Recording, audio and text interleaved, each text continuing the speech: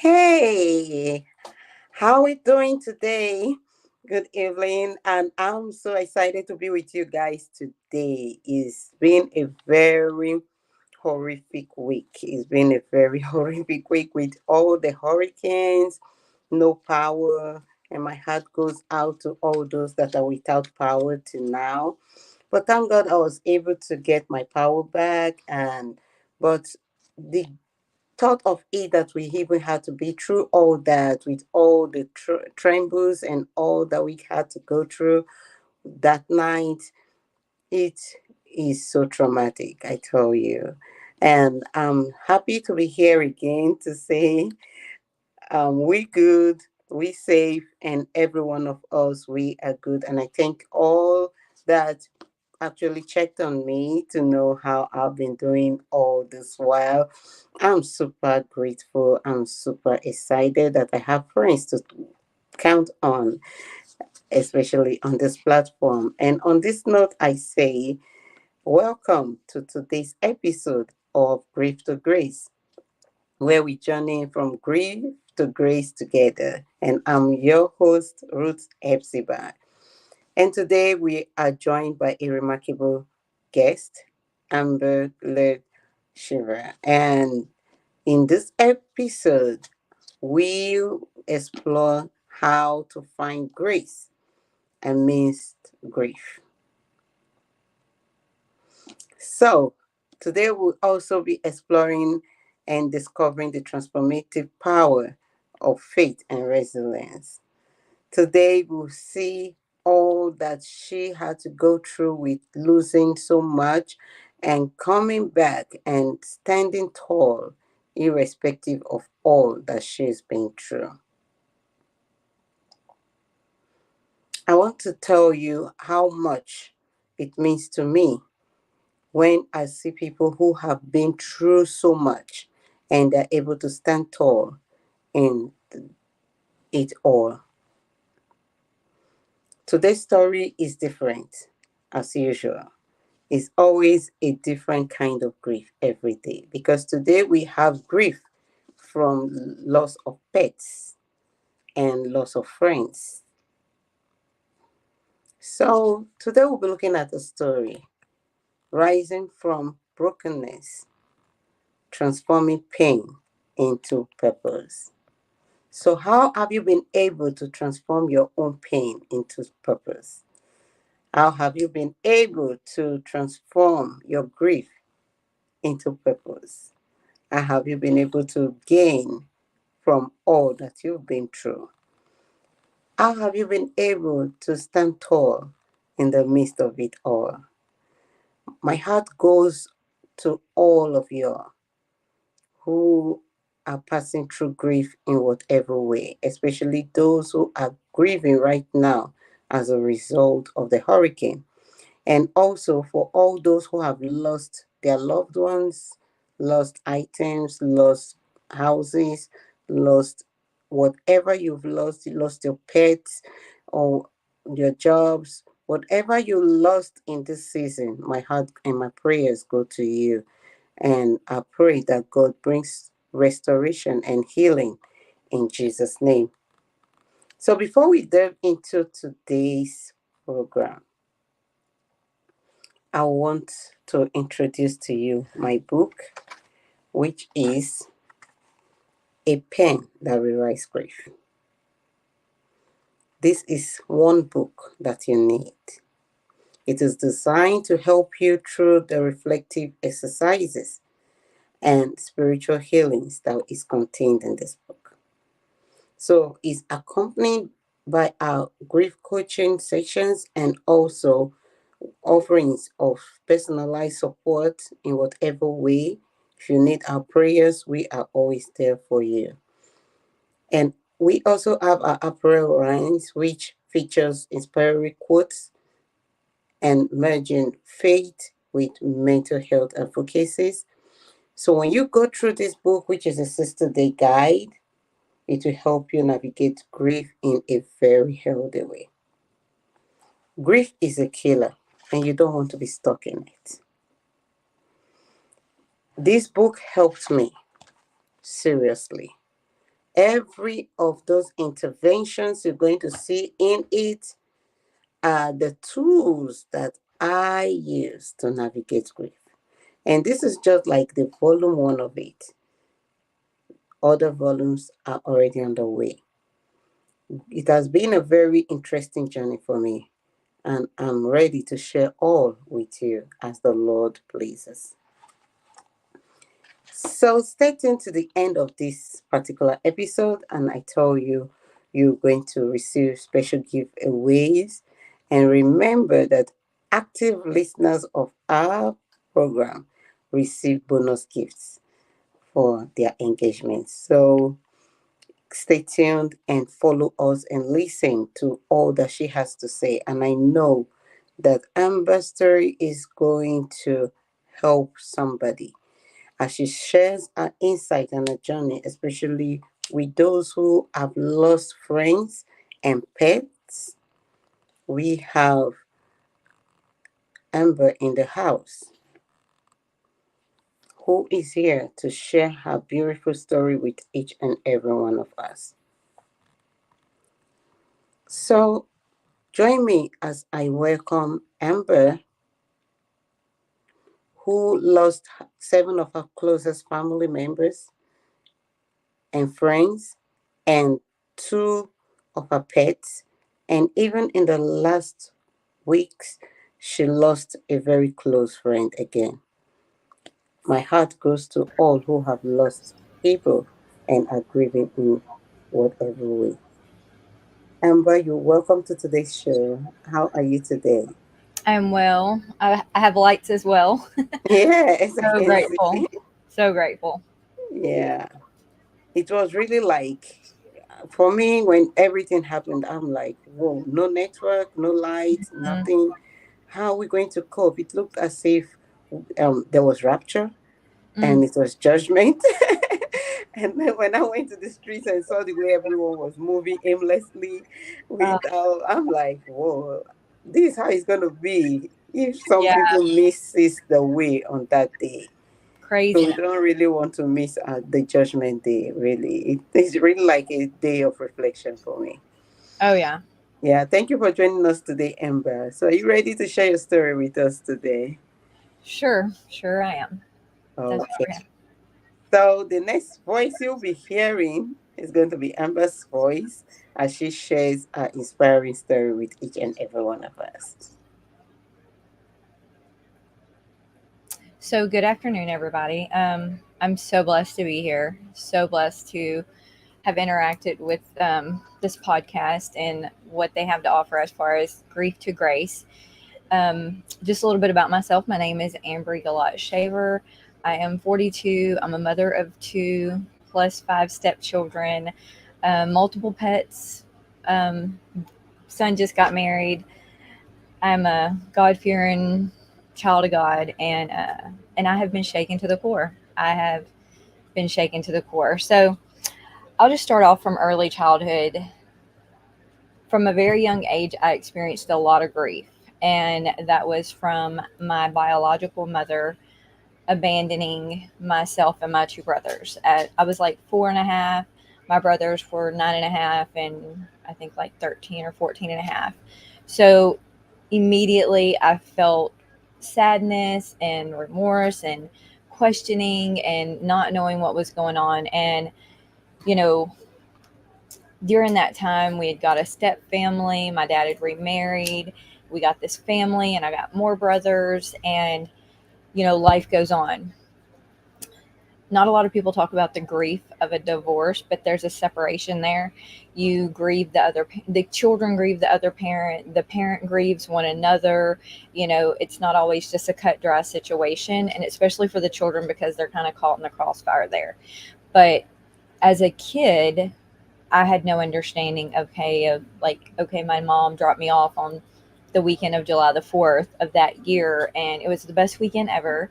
And I was mommy's little girl, the apple of her eye. Daddy loved me to death. I was everybody's favorite, still am.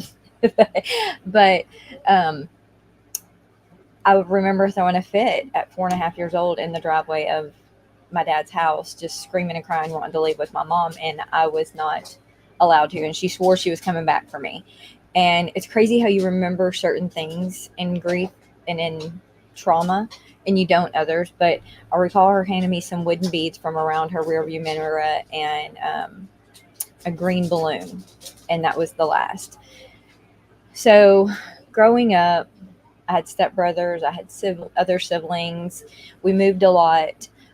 Losing friends was not easy because, once you establish roots in a new school and then have to up and leave, and then you have to make new friends and you miss the old ones. Um, I remember one of the first really experiences of death that I had experienced was in 1990. My stepbrother, the youngest brother out of the siblings. I was the youngest child, but he was one of the youngest out of my step siblings. Had moved off, and long story short, he had come up missing. It wasn't like him to miss work. The family had went up there, started looking for him. Needless to say, we got a call one afternoon. My dad had went up there with his dad, and they had searched for him, and they had found him dead in a ditch. And it was like the most horrifying thing to hear a mother's cry. That was something that I never wish on anybody. That was like, that brother was a good brother. He taught me how to blow a bubble. He taught me how to tie a shoe. I probably was like 9 years old whenever he got killed. And still to this day, that murder is unsolved. And then there was another death that year in the family, and another death, and it was like a whirlwind in my life.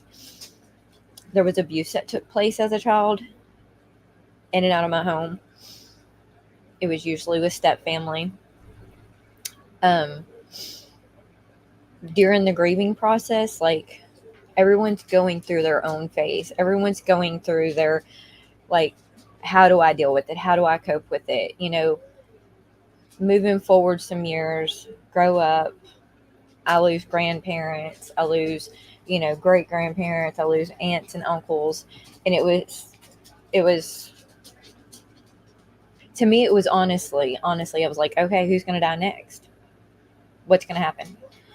Everybody that loves me either leaves me or they die.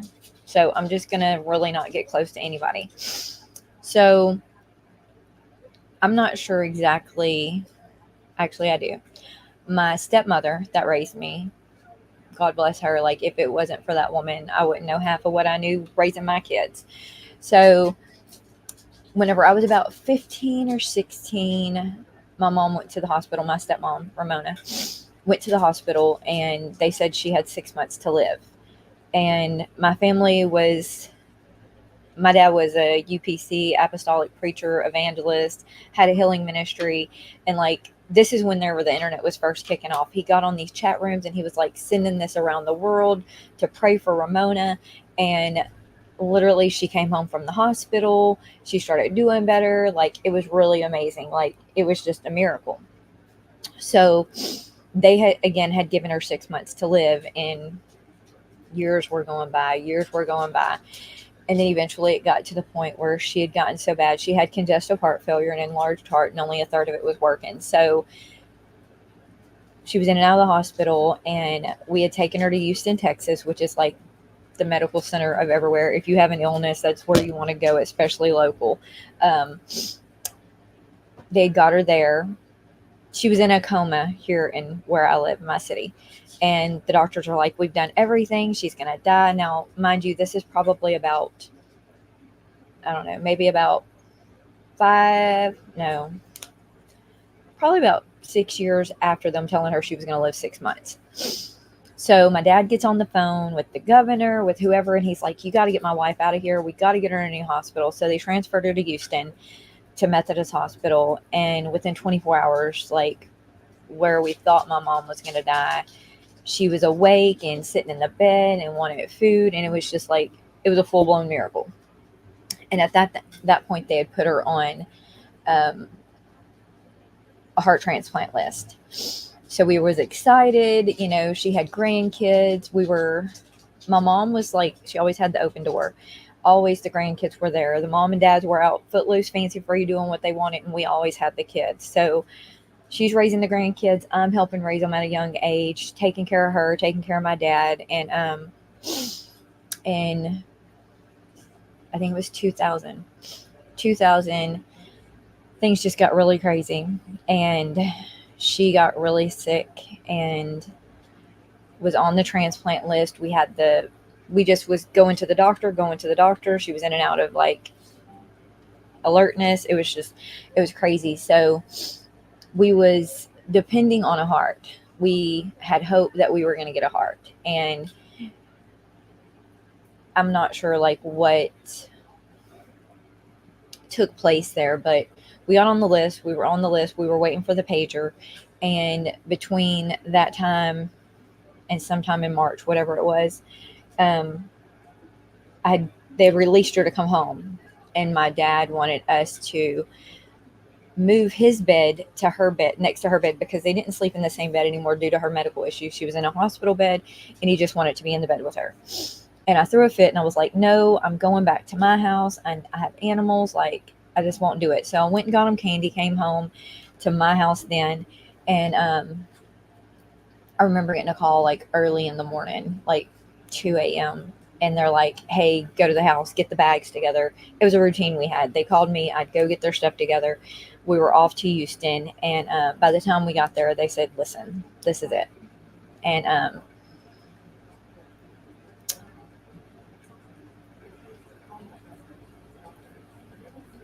it was really one of the hardest days of my life because I had prayed and prayed and prayed for God to leave her here. And finally, I thought to myself, I was like, how selfish am I to ask that you leave her here to suffer the way that she is? And I remember her heart rate just going up and down, up and down. All the kids were there, everybody was there. And I remember grabbing her foot, and I told God, I was like, just take her. Just take her. And he did. And then I was like, oh my gosh, what did I do? I just prayed for God to take my mom. Like, I'm horrible. Like, what, who does that? Who prays that God takes their loving stepmother away from them? And so that was in 2020, March of 2020. To say I spiraled out of control and my dad, is an understatement. I started drinking. I started doing drugs. I started dancing in a local club. I started searching out whatever I could. I was just grabbing a hold of something. I was searching, like there's this void in my life. I need attention. I need somebody. I I need to be numb. I need to be numb because the feeling of like losing her, helping raise kids still, like it just wasn't, there was something missing. So, in the process of all that, I met my kid's dad. 3 years to the day. It was so, I don't say it's crazy, it's God. Um, None of this caught him off guard, but 3 years to the day that my mom passed away, I had my oldest son, Jacob, like in the hospital, C-section. They had to take him. There was no other choice. And the hope that I had that day was my aunt handed me a picture of my mom saying, "This is her blessing." And that day was what usually I would have been upset on that day. Like the Lord gave me my son to celebrate on. It was no longer a death date, it was a birth date, it was a blessing. So, year and a half later, I end up pregnant with my youngest son, Colby. And while I'm pregnant with him, my grandpa, my papa, which was like, I say this and I kid this not, like I kid you not, this man, I'd never heard him speak, like he never spoke ill of anybody. He was always giving away money. He was always blessing people. He was always in the church house. Like he was just an amazing man. And whenever I came home from the hospital, as a matter of fact, like he held me, driving home from Galveston, Texas, which is about 2 hours away from where we live. And so that year he fell really sick, and I was admitted to the hospital to have Colby, and he was on the other side. And I had Colby July the 9th, and July the 10th, yeah, 20 years yesterday, my papa died. I was devastated. And then within 24 hours of being released from the hospital, a friend that I grew up with died. And then another friend that I used to party with got, killed in a motorcycle accident. It was like death after death after death. And then I started getting depressed, and I was just, I in that season I had went to the hospital. I was like, something's wrong with me. Like, I'm scared to die. I'm like afraid of death. I'm like, it's just everywhere. And in the process of all that, Colby was probably like, let's see, 4 or 5 months old. I was at my dad's house, and we got a call. And I remember my dad's word, like my dad's words was not making sense. I had left our home in Silsby and came to stay in our town, which is like 30 to 40 minutes away. Stayed with my dad and his wife at the time. And the words didn't make sense. He was saying that my brother, one of my brothers, um, had been shot by a cop. And I'm like, okay, let's go. Let's get the kids. We're going to go to the hospital. And he told me, he's like, you don't understand. He's dead. And I lost it. This was like the life of the party, the person that everybody ran to when they were having a bad day. Like, he was just one of them people that, you know, could walk into a room like a funeral and everybody would be smiling by the time he walked out, because he was just life of the party. He had been shot to death by a cop in our city. We buried him, and life went on. I continued to numb. I continued to seek. I continued to do everything that I thought was going to make me a normal person with losing all these people. And in the process of it, I get a new house. I broke up with this one, and now I'm dating this person. The kids and I are in a great school district for them. I have the dog in my dream. I have, my dad's living with me with my brother. And so that was like, Joey got killed in 2004. Fast forward to probably like 8 years ago. Maybe 9 years ago. I'm living in this beautiful brick home, pool in the backyard, the whole nine, right? And we have this big rain that comes through on Halloween, and it floods our neighborhood, which it never flooded in that neighborhood. And anyway, within 24 hours of that, my little dog, which was a Chinese crescent, this dog was like, it was an idol in my life. I didn't know it then, but I know it now. I wouldn't go to church because this dog. I wouldn't go nowhere. If this dog couldn't go with me, I was not going there. And sure enough, she got really sick and went to the vet's office. And at that time, I did not have a connection with God. I didn't have a relationship. And I was lost, filling voids, still not married, shack up, doing whatever I wanted to do in this world. And she was sick and at the hospital. And I remember telling God, I cannot put her to sleep. So if you're going to take her, I need you to take her. That was probably the first time that I'd prayed in a long time. And that same year, my biological mom came back into the picture, kind of. But needless to say, my dog died. And I was just like, oh my gosh. I laid in bed and cried and cried. Eventually, the kids talked me out of leaving the house to go have pizza. While we were gone, I come back, and there's a tree through our house. A big, huge pine tree fell directly through the center of our house. Actually, where me and my dog would have been sleeping or laying at that time is where the tree fell. So that was God, right? So that ejected us into a hotel, and we stayed in that hotel.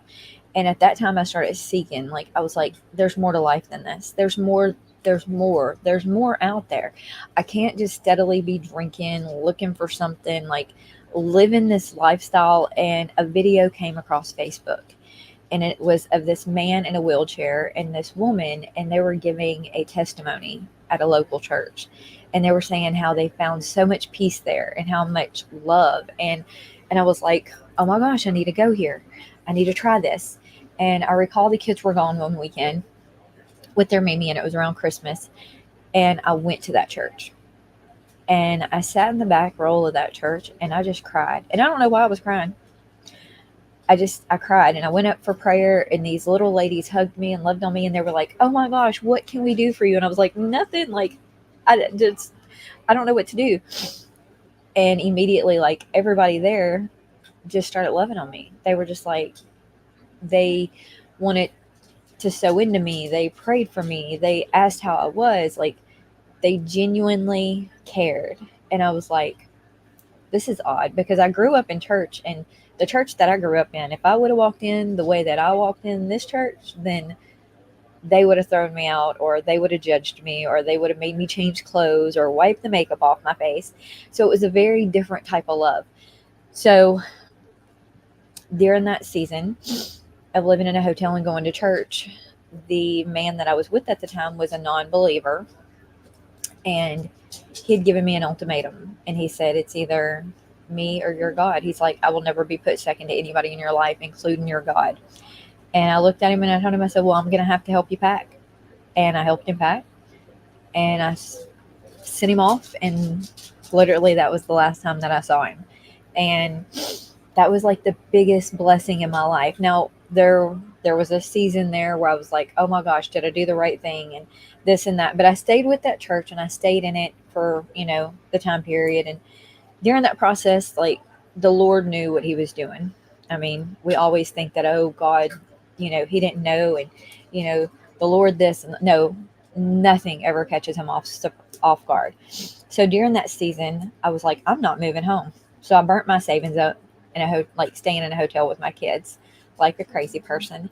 And in that process, I'm meeting these people at the church, just going to church, doing good. Eventually, I have to come home to dad's, and it's my grandpa's house.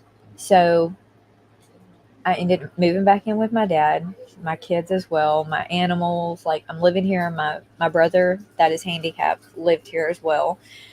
I always say that we took care of him, but realistically, he took care of us better than we did him. Like, it was just, he was amazing.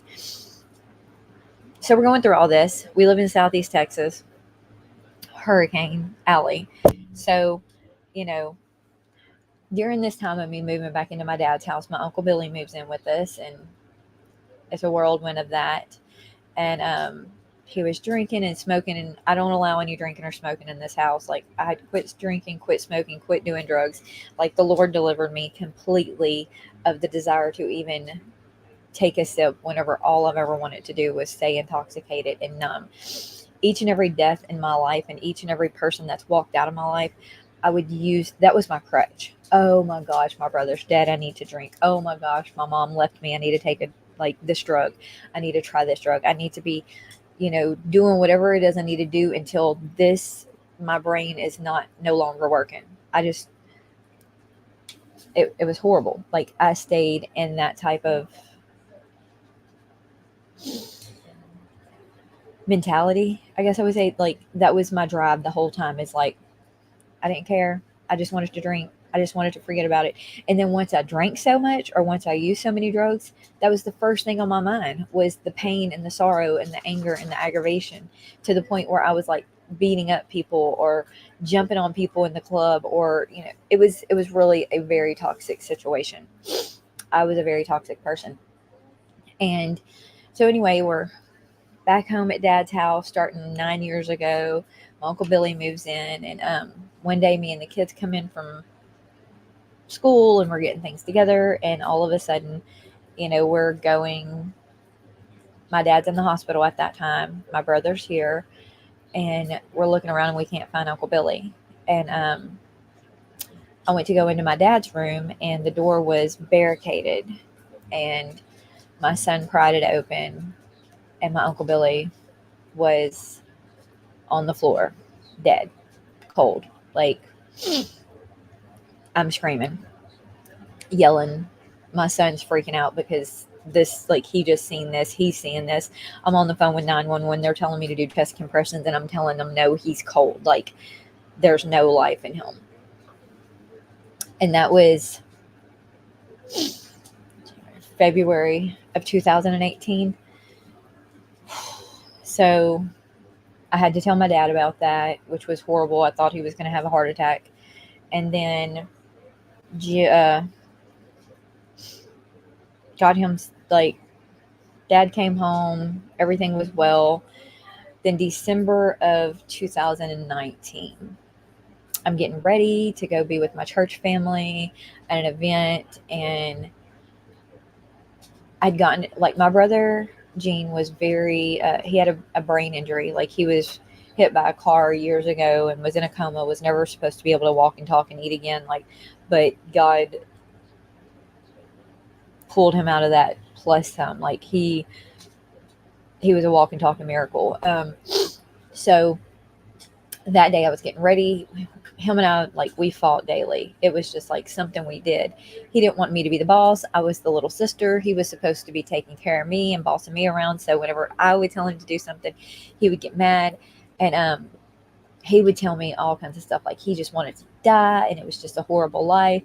And that day he was just like, I'm done. I just want to die. And I was like, listen, you're gonna have to take that up with God, because he went to church. He was a believer and probably been baptized more times than everybody watching this live right now. He loved being baptized, but that was part of him. Um, but so that day, I was in the back room getting ready, and my son, again, he comes in and he's like, "Mom, it's Uncle Gene." And I run out on the front porch, and he's there. He had asphyxiated. So I just start screaming. My son's like, "Mom, stop yelling, stop yelling." And I'm on the phone with 911, and I'm doing chest compressions. I'm doing CPR. And I continue to work on him until the EMTs got here. They tried, the fire department got here. They ended up getting a response back from him. And at this time, my dad was in the hospital again.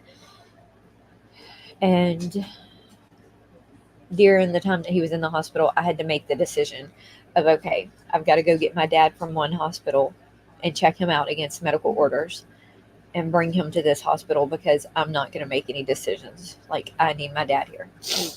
So I went and got my dad. My dad's like, it's fine. You know how many times that boy's done, like, been ran over and all this other stuff? Like, he's going to be fine. And I told my dad, I said, no, this is different. I just know. And dad got there, was able to say his goodbyes, and we lost Gene December the 15th of 2019. So buried my brother, and then within 3-4 months, April, I see on Facebook that my stepsister that helped raise me, that she's in the hospital. They were doing everything they could. They sent her to one hospital to another hospital, and within like a few days, her husband posted that she had died. And that was in April 2020, I think. April 2020, she died. So it's 2018, 2019, 2020. So 4 months later, I get a message from somebody I used to know. And they're like, tell me this isn't true. And I'm like, what are you talking about? She said, tell me about Nick. Well, Nicholas was the brother that was murdered. He had multiple children. One of his kids was Nicholas. Nicholas lived with me and my mom. And then whenever they didn't have him, like, he'd be at my house in Bird City, like where we lived. Like, he was there. I'm driving back and forth to school and stuff like that. But anyway, August, we got a call that he had gotten ran over and left in a ditch for dead. And this, it just wasn't okay. This was a little boy that I helped raise. Another life for the party. And then within like days of that, my spiritual leader, my best friend, Carol Lee, she was my pastor, my best friend, my everything. Like, she was like a mom to me. From the moment she met me, she adopted me. Like, she's like, I'm your mom now. You will never be without a mom.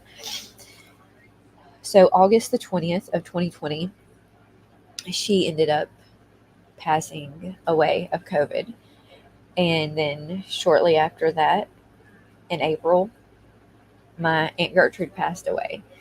And then August of 2006, August the 16th of 2021, my dad passed away.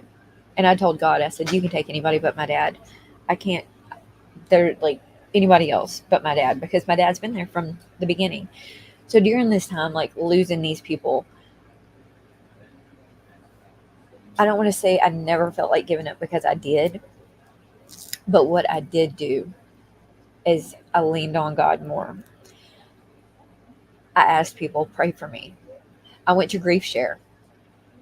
I don't need, like, I really think I need to go back through Grief Share, because I'd went like literally within the week of my dad dying, I'd found a Grief Share and was like, I have to get in it because this is going to help me. I have to be around other people that's lost people. Like, I need this. I had to find my foundation, not in a house, not in a meeting, not in people, places, and things. Like, I had to find my foundation in God. And through all of this, like, I can tell you that the one thing, because I'm looking, it's 2018, 19, 20, 20, 20, 2021, 2021, and then on top of that, two cats that one of them I'd had forever, it seems like, you know. And then in the midst of that, my son graduated, moved out the house, I got married, like all this stuff. Like, people don't talk about it, but there's such a thing as grief brain. Like, I don't even really remember my wedding. I don't remember a lot of it. I don't remember a lot of the first few years of our marriage. I don't remember, like, I remember bits and pieces of like funerals, but you get into this autopilot of, okay, let's just wash dishes and cook and clean and take care of everybody else. But until you sit down and you face the reality that this person is no longer here, and that you have to lean on God for everything. I sat at this exact same desk, like I work from home, but I sat at the same desk for like, gosh, months and months at a time. And I would cry. I'd be on the phone talking to people and I would just start crying. And I had to go through that. People, like, even in church, like, God bless everybody that's in church. Like, I go to church, I'm a faithful church person. But we get so church that we're like, oh, the Lord has a plan, and it's going to be okay, and I'm sorry. And these are all things that we tell people grieving. Literally 3 days ago, the friend that I've known, like, her sister posted that, like, people are like, what did she die from? And, oh, it's going to be okay. And God has, you know God didn't mean for this to happen. We have to really stop saying, like, well, this is part of God's big plan. I'm sorry, but that's not part of what I need to hear. What I need to hear is that you love me, and that you're praying for me, and that you're going to be supporting me, and that I'm there for you. You know, we have sugarcoated so much, and that we go through this routine with people that are grieving, and it shouldn't be just like a routine of, okay, are you okay today? I love you, I'm praying for you. No, check on them. Like, check on us, check on you a week from today, a month from today, a year from today. Like, we walk it out with the wives that's lost. Like, I have a friend that lost her husband, and the first week, 2 weeks, month, everybody's there. And then all of a sudden, it's like it just slowly goes away. Nobody's calling, nobody's texting. I work with people in recovery, and I don't just work with the drug addict, the alcoholic, the whatever. I work with the whole family, because it's not just a one person process. And I don't just check on them today and then leave them, hang them out to dry for 6 months. Like, it's a routine thing. We've got to be consistent. And with me, I think that's really part of what helped me, was having a good support system. And then in the times that I didn't, I was searching for it. And If I could share one thing, it would be to really find your team, really find your people, and really check on them daily. And if you're grieving right now a loss, just know that it's okay to be mad. It's okay to be sad. It's okay to question and ask God, God, why did this happen? People say it's a sin, but listen, God is our Father. He is our Father. And you know what? Just like an earthly father, just like an earthly mother, ask me. Ask me what you want me to tell you. All the secret things will be revealed, the Bible says. And if this is something that you just want to argue it out with God, I can't tell you how many days I fought with God. My dad was healed of asbestosis, silicosis, COPD, emphysema, high blood pressure, diabetes. I think it was like a year before he died. And I said, God, why did you let him be healed of all this stuff and then you decide to take him home? Like, this just didn't make sense to me. But again, that's me having a conversation with my heavenly Father. He knew my heart. It didn't catch him off guard. It didn't surprise him. Nothing in this life did. And going through that season of losing people and gaining a husband and a new family, I would like to say that it all went smoothly, but it didn't. My husband dealt with a crazy person, crying. Like, I'd wake up and just be crying. I would go to sleep and be crying. I would just be mad. And again, we have grieving processes, and it's not a list of these things that you just do in order, because maybe I'm going to be mad at first, and then I'm going to be sad, and then I'm going to be in denial. It's not, God's word says that there is a time and a season for everything. And in this season, I'm at peace. In this season, I'm no longer mad at the cop that killed my brother. I'm not angry with God for taking my other brother or my dad or my sister or the person that ran over my nephew. Like, as a matter of fact, the way God works is that just recently I found out that the person that killed my brother, that shot the cop that shot my brother, has cancer. And I cried. Like, when I cried because I spoke so much horrible stuff came out of this mouth of mine during the time that I was grieving my brother and I was not saved. I renounced everything and I prayed, like I cried out to God, please, God, don't let this man die. Don't let this man die. Let him continue to live. Let him live for his children.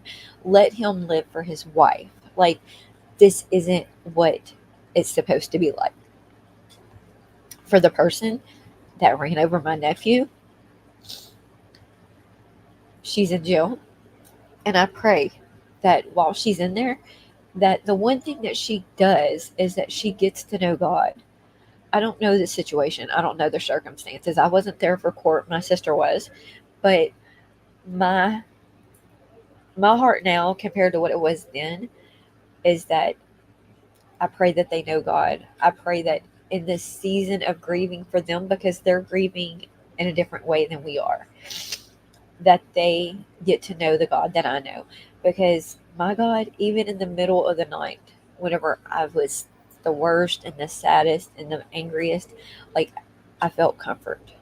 I felt peace. I knew that I knew that I knew that I had people around me that was praying for me, and that I knew that I could reach over here to any one of these Bibles that I have, and I can open it up, and there's hope, and there's peace, and there's joy, and there is a new day. And I've just had to hold on to that. I've just had to hold on to the fact that my God does have a plan, and that his plan for me through all this is to let somebody know that this is not the end of your day, and this is not the end of your world. What feels like the end of your world is actually a new beginning and a new way for you to live. And it's not going to be easy. You're going to have good days, you're going to have bad days, and you're still going to cry. I still cry to this day. As a matter of fact, that's my dad's hat behind me. But, you know, I could see something and just start crying. It happens. But through it all, God's there. Through it all, I know that I can stop what I'm doing and worship. I can praise, like I can praise him in the middle of the storm. I know. We've had to in the last 48 to 72 hours, I think it is, that we had this hurricane. Like the storm's coming in, and I've got worship music going because I'm like, Lord, you're going to protect that tree out there. You know, you're going to protect our house. But again, if you're going through the grieving process and you think that this is the end of the road, then think again, because it's not always a fairy tale. It's not. And it's not always going to be rainbows and butterflies. The most, the analogy that I probably use the most is that if you ever see a picture of a mountain, nothing is ever growing on top of that mountain. In the valleys is where things grow. And I've been in those valleys.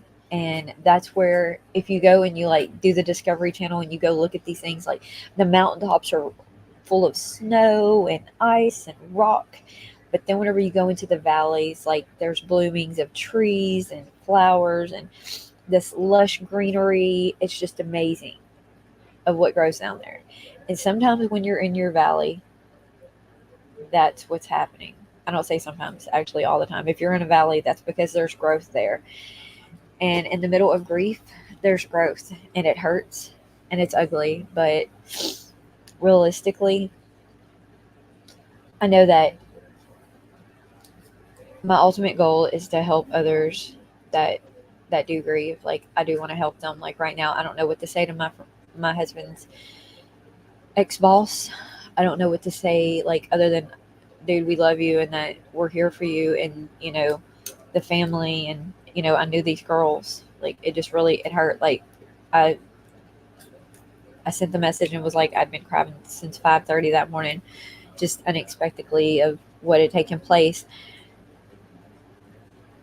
Grief isn't always just like we were expecting it. It hits us off guard, but it never surprises God.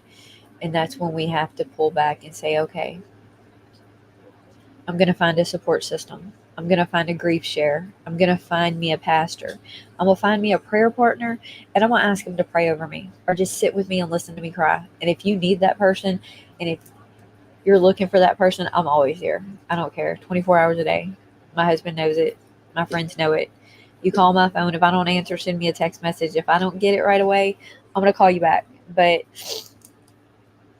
you know, through it all, there's a plan and a purpose. And I'm not going to tell that to somebody that just lost their best friend. But through it all. And here I am today doing what I said I'd never be able to do. I was like, I'd never be able to live without my dad.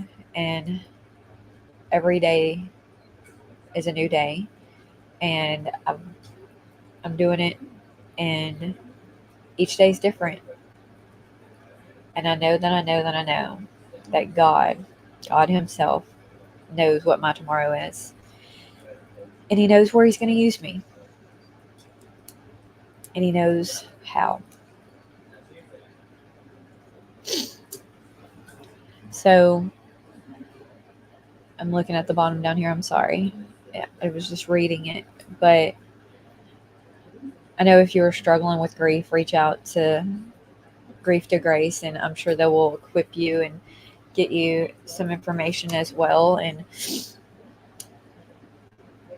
I just want to let people know that there's hope out there, that it's not always going to be a sad, bad day, that joy does come in the morning. And it's not always the next morning, like the next day. In the middle of your morning, joy comes unexpectedly.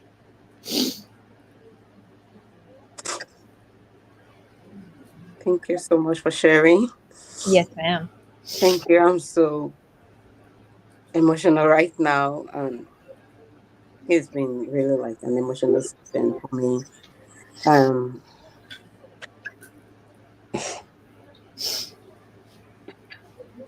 yeah, thank you. I've been able to get like so much, like especially I wrote a lot of stuff down Yes, while ma'am. you were sharing, and one of them I really want to talk about first is when what people say, especially when people lose someone. And I like it that you brought it up again when they say that it's part of God's plan.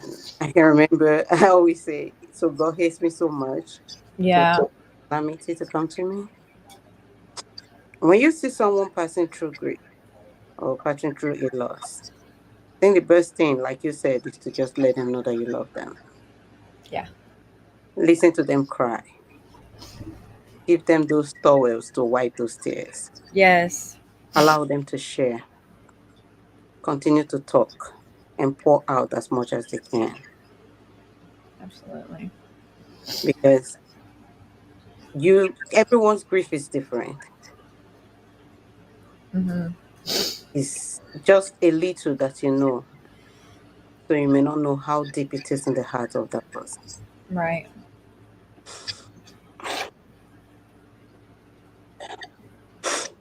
Um, so it's really so important that we share. And I'm so grateful that we were able to share. And that is why every day as we continue to do this program, God keeps making me understand why He had to get me to do this. Yeah. It's a blessing. Like, Yeah, it really is. because you talked about when you heard the testimony of someone, and that was the turning point for you. So imagine if the person never shared, you Hmm. wouldn't have gone to church, you Right. wouldn't have found Christ. And I know there are a lot of people today that have been through the same. I might have lost one, two, three, four, five, six. And now I'm hearing of someone that has lost so much, so much. And not just so much, but very painful ones, and in all ramifications. Looking at it from the grief from separation of parents down to the grief of losing your loved ones, friends, families, pets, just so much in a span of 42 years. And you'll be wondering, where is God Yes. all of this? And God keeps saying, I am here. Is for a reason, to help you grow. Because there is always growth in grief, like you said. Mm-hmm. It And is. things I took away, which is we need to keep praying, we need to keep praising, we need to keep forgiving, and we need to know that it is not the end of the road, irrespective of what we're going through. This season, especially during this hurricane, I've been just lying on my bed like almost all day, Oh, reflecting on what people are going through, oh my gosh, yes.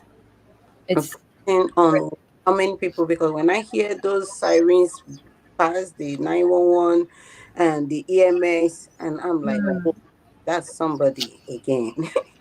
In 2021, during the freeze, mm, was in that situation when my husband oh gosh. had to be rushed to the hospital, and that was like the beginning of his end. So I can imagine how many people will still pass even after now. So it keeps bringing back memories of what can happen, the sorrows it Yeah. is bringing to some homes. Yeah. And it's just a lot this season. And I can imagine the grief people are passing through in this hurricane and in this season. Then adding it up with the losses they are going to get from it, from the loss of their homes, some houses burned, and just so much. And listening to your story just brought back like so much emotions to me. And because when you said who is going to die next, I remember when we had those seasons of death just coming up, and I remember that morning Yeah. my son said, I was like, oh, he said, Mom, I said, you don't even care. I was asking, I was like, you don't even have emotions anymore. Mm. And he said, Mom, it's normal. We don't even know who is going to die next. I You know, said that earlier to my aunt. Like, I had one of my aunts, and nobody gets together anymore. And I told her that. I said, listen, I said, we really do need to get together. I said, we don't know what the next 5 years hold, let alone the next 5 minutes. Like, you can't take a person for granted because, we just, we don't know. Like, We don't know. and it's so many, like, we have Reckless Love Recovery, the recovery group, that's online, but every single day you hear of somebody dying of drugs or overdose, and like that's our thing is like, okay, this is our number, this is what we do, like let's help you, let's help the family. But it's there's so many and so much, like, and it's really sad because the other day we had drove past one of the hospitals my dad was at a lot in Beaumont, and in the back of my mind I was like, man, I wish I was still there. But that's not like, and people's like, why would you even think that? And I'm like, that's part of the grieving process of like, you missing, you was at the hospital so much with a person that was your lifestyle for a while, and then coming Yeah, out of that season, like nurses by first name, doctors by first name, the whole nine, like going into a new season of your life where you're no longer at a hospital anymore, you don't see these people, like it's just different. yeah. Because it's not like it's part of your life. And people that I was talking with someone yesterday and I said, you don't judge people. Because these Yeah, days the churches judge. they do. And that is the Bible. When there was during this my grieving process, there was one thing God taught me, and that was don't judge people. Yeah. And I learned not to judge. He said, leave judgment for God. And I realized that the church judge. They judge you because you're grieving. They don't know what you're going through. Right. Some people may be able to handle it, but some others may not be able. Absolutely. You. So when you see those people drinking, smoking, doing all Yeah. sorts, show them love. Yep. Because at that and, point, all they just need is someone to say, I love you. and Someone listen, to say, for I sure. care. Yeah, I have, absolutely. my home is open for you. Oh yeah. It's not just about if you need something, let me know. Ask them, do you need this? Yep. Do you need me to help you get? Because at that point, you don't just even know what you need. And some people don't even want to ask Oh because yeah. they go through a lot and they don't want to ask nothing anymore. They're just waiting for that moment that God will say, come, let's go. You know, I think like, so there's a big miscommunication with individuals. I won't just narrow it down to churches because I love my church. But everybody's always like, oh, and I hate to say this like this because I'm judging by saying this, but they're like, the Lord don't give you more than you can handle. And I was like, stop. We're Ah, not going to say that no more, because nowhere in the Bible is that a scripture. As a matter of fact, if you look at Job, the Lord said you can do everything but kill him. His wife, kids, animals, everything was taken from him. I was like, so I'm not gonna tell you that. And if somebody tells me that, they're like, well, I can handle it. The Lord's not gonna give me more than I can handle. And I'm like, no, that's not the truth. The Lord loves you. But the fact is that that's nowhere in the Bible. yes, that's true. Because even looking at the story of Job, because I remember then I used to use that story too. Job, I at some point I had to tell God I'm not Job. Yes. I remember when my husband was very ill and I was like, God, this is too much for me. I'm not Job. And I remember God took me through the process and I had to study the wife of Job. And I realized that she wasn't really bad, but when she said, curse God and die, she was grieving. Oh, And she didn't know how to handle it at that point. yeah. She lost everything. She lost her family and she saw her husband dying. And you're still talking about this same God that is doing Yeah. stuff. And she Yeah. said, just curse this God and let us all die. You Yeah. know, at that point, you don't need to judge her because she was passing through a moment. Yeah. And God gave, at some point also, there was a time God made me realize that at some point, Job was tired and Mm, Job had to question God. And he yeah. said, that was when his breakthrough came. And when he questioned God, God had to send an answer immediately. So Right. if if we say God cannot give you what you cannot handle, God will give you things you cannot handle sometimes. Oh yeah. Some feels you can, but when Lean the not situation, onto your own understanding. yes, That's where it comes in, is that our understanding is not going to be right. We have to lean on him for that understanding. that is. I tell you. So people really need to understand all these things and know that you don't need to judge people. These days, I've learned not to judge those who are grieving. I've learned not to judge those who are um into drugs, or who are into Yeah. some sort of trauma. Because you don't know what they've been through. You don't know their story. I So guess. the Yeah. other grieving thing is that like not always a person doesn't, you know this, but I'm just going to share it because I feel like I need to, because people don't always grieve. It's not just a grieving process for people that have passed away. Sometimes, like me, whenever I was in my mess and I was out in the bars and the clubs, I was grieving my kids because I wasn't at home with them. Yeah. So it was another trigger for me. It was another excuse, another crutch for me. And oftentimes we grieve people that are here but they're not close to us, or they're not by us, or there's a process that has been that you're going through that's going to bring you back to that person, or your kids or what have you. And we look at them like, I have a lot of young moms that are just like, they're like, I don't want to have my kids, I might as well just stay, doing what I'm doing. I'm like, no, you got to get to a point where, you know stop stop hurting yourself and stop being so mad at yourself.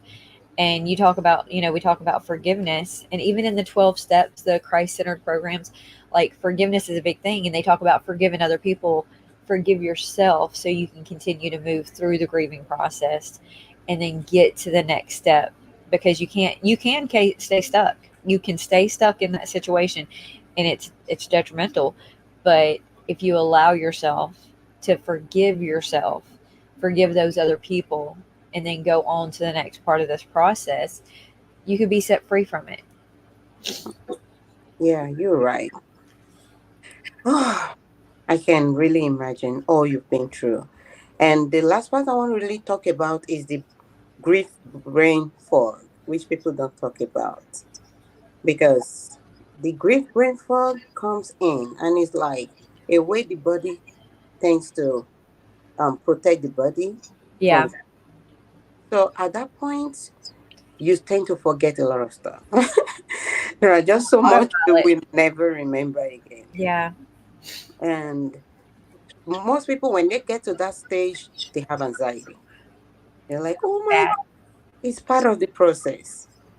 It's part of the Yeah, process. It's a natural thing. It is something that the body is using to fight against grief for you so that you don't get hurt.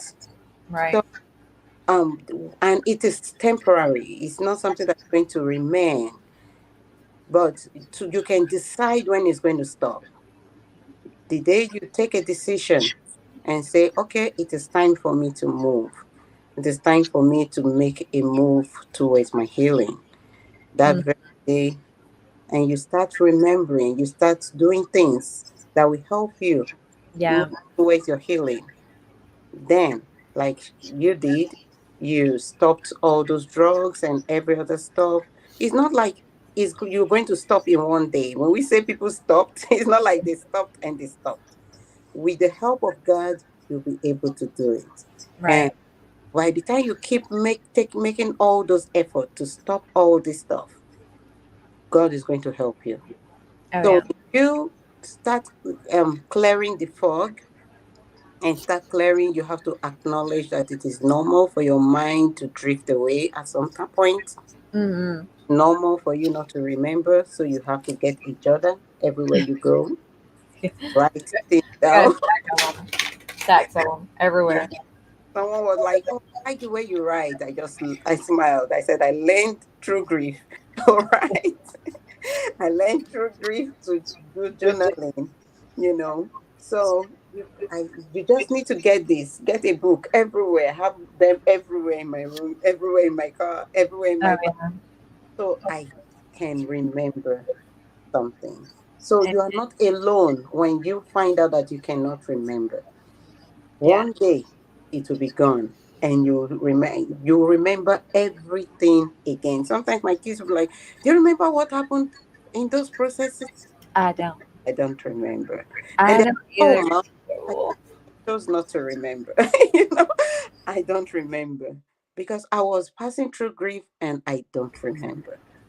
So I'm so happy for all these things that we have talked about today. So I expect that today, you listeners listening to us today, it is that great day for you to make a great and big decision to move forward, to move on with your life, to Yes. take that great step, to know that you are not alone in all that you're going through. We are here to help you. Amber is here to help you. I'm here to help you. At some point, I went through grief share. Oh You know, yeah. there are so many resources out there Yes. that can help you. Ex- eh, Try and employ all as much as you can, godly ones, healthy ones that can help you move from grief to grace. And at the end of it all, I tell you, you will be so happy.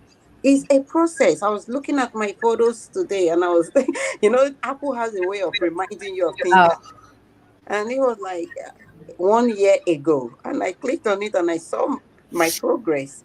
Because actually, 1 year ago, I took a decision that I needed to be who I am today. So amen. it's not like it's going to be that process like very fast. In between, you still drift. In between, you still cry. In between, you still remember. Yeah. At some point, I grieved poverty. You know, when you die, when someone is dead and there's no money for, and you have 4 kids, and you don't have money, and you have to go through all sorts. Oh. You have to go through all those things you never imagined. You saw yourself move from this height and you down, Mm. and you know you have to start growing again from that level back. You have to start growing from the level zero. In fact, I started from level minus, minus, minus, if there's anything like that. Wow. So negative, negative, negative, negative, and we're still in the process. So I tell you, there is nothing God cannot do. If you Amen. hold on to Him in your season of grief, I don't know what you've lost, especially in this season. In this season, I don't know what you've lost. I don't know what you've lost in the past. I don't know what you are about losing. Don't hold on to them. Like Amber, there was one thing you said. You said you said God take her. You know, at Yeah. some point, there are sometimes we are the ones holding on to these people. Just Yeah. tell God, let the will of God be done. Lead them to Christ. Lead the situation or whoever to Christ so that they can gain the heavenly favor. And don't hold on. In the midst of it, God may do a miracle. But if God decides that, oh, this is the next level I want it to get to, let His will be done. I don't know why I'm speaking this way because this is not me, but I know I'm talking to somebody right now that needs to hear this. And I'm so happy that Amber, you were able to share. Thank you so much for all you've done. Thank you for sharing. Thank you for all you've been through and for being able to share today. And I know that the grace of God will continue to be with you and His plans for you. He said He knows His plans for you, and those plans are for good. That's Yes. what I just got in my heart. And I know that God Amen. doesn't lie. His plans for you are for good, and He's going to do that which you never imagined He was ever going to do. So I don't know if you have 3 takeaways that you're going to give to our audience today. Do what? I'm sorry. If you can, 3 points, like 3 takeaways that take home. So, one, know that your peace is coming. Mm, You might feel like you're in a storm right now, but my cousin just told me the other day it can't rain all the time. So, just know that your peace is coming.